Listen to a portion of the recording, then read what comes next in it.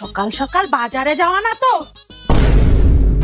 বৌমা, বৌমা, কি হলো বৌমা? কি হয়েছে মা? এইভাবে শুয়ে আছো কেন? দাঁত ব্রাশ করতে করতে একটু ঘুমিয়ে গেছিলাম। যাও, বাজার নিয়ে এসেছি, রান্না করো গা। ঠিক আছে। কি দেখে যে এটাকে বিয়ে করে এনেছিল কে জানে, দাঁত ঘষতে ঘষতে নাকি ঘুমিয়ে পড়েছে। দুধ নিয়ে যান, দুধ দাও।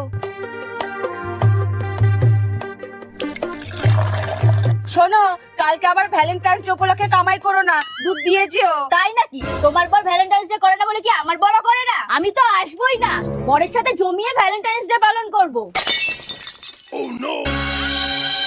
এত বড় অপমান! কালকে যদি আমি ভ্যালেন ধুর ছাতা পালন নাই করতে পারি, তাহলে এই বাড়ির কাউকে খেতেই দেব না।